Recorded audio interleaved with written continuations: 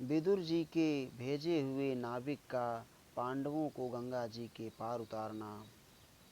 वैशंपायन जी कहते हैं, जन्मेजय, इसी समय परम ज्ञानी विदुर जी ने अपने विश्वास के अनुसार एक शुद्ध विचार वाले पुरुष को उस वन में भेजा।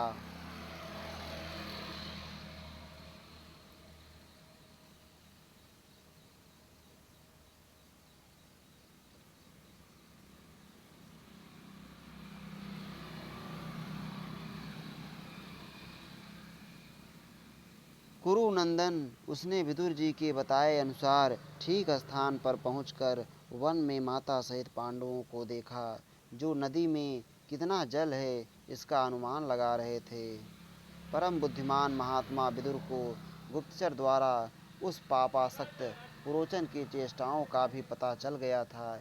इसीलिए उन्होंने उस समय उस बुद्धिमान मनुष्य को वहां भेजा था।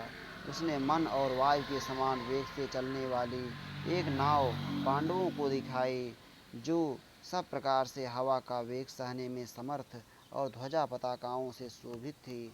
उस नौका को चलाने के लिए यंत्र लगाया गया था।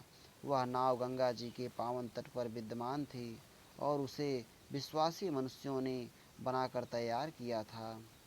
तदनंतर उस मनुष्य ने कहा, युधिष्ठिर जी, ज्ञानी विदुर जी के द्वारा पहले कही हुई यह बात जो मेरी विश्वसनीयता को सूचित करने वाली है, पुनः सुनिए। मैं आपको संकेत के तौर पर स्मरण दिलाने के लिए इसे कहता हूँ। तुमसे विदुर जी ने कहा था, घास फूस तथा सूखे वृक्षों के जंगल को जलाने वाली और सर्दी को नष्ट कर देने वाली आग विशाल वन में फैल जाने पर भी बिल में रहने वाले चूहे आदि जंतुओं को भी नहीं जला सकती। यूं समझकर जो अपनी रक्षा का उपाय करता है वही जीवित रहता है।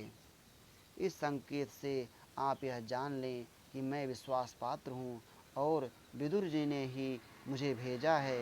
इसके सिवा सर्वतोभावेन अर्थ सिद्धि का ज्ञान रखने वाले विदुर जी ने पुनः मुझसे आपके लिए यह संदेश दिया कि कुंती नंदन, तुम युद्ध में भाइयों सहित दुर्योधन, कर्ण और शकुनि को अवश्य परास्त करोगे, इसमें संशय नहीं है। यह नौका जल मार्ग के लिए उपयुक्त है। जल में यह बड़ी सुगमता से चलने वाली है। यह नाव तुम सब लोगों को इस देश से दूर छोड़ देगी, इसमें संदेह नहीं है। इसके बाद माता सहित नरश्रेष्ठ पांडवों को अत्यंत दुखी देख नाविक ने उन सबको नाव पर चढ़ाया और जब वे गंगा के मार्ग से प्रस्थान करने लगे तब फिर इस प्रकार कहा, विदुर जी ने आप सभी पांडुपुत्रों को भावना द्वारा हृदय से लगाकर और मस्तक सूंघ कर यह आशीर्वाद फिर कहलाया है कि तुम शांत चित्त हो, कुशल पूर्वक मार्ग पर बढ़ते जाओ।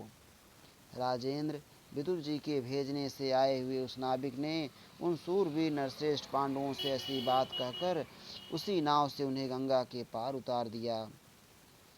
पार उतारने के पश्चात जब वे गंगा जी के दूसरे तट पर जा पहुँचे तब उन सब के लिए जय हो, जय हो यह आशीर्वाद सुनाकर वह नाविक जैसे आया था उसी प्रकार लौट गया।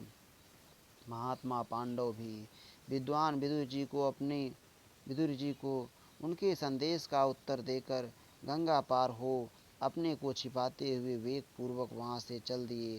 कोई भी उन्हें देख या पहचान न सका। इत श्री महाभारते आदि पर्वणि जतुगृह पर्वणि गंगोत्तरणे अष्टचत्वारिंशद अधिक शततमो अध्याय। इस प्रकार श्री महाभारत आदि पर्व के अंतर्गत जतुगृह पर्व में पांडवों के गंगा पार होने से संबंध रखने वाला 148वां अध्याय पूरा हुआ। श्री राधा वल्लभ लाल की जय।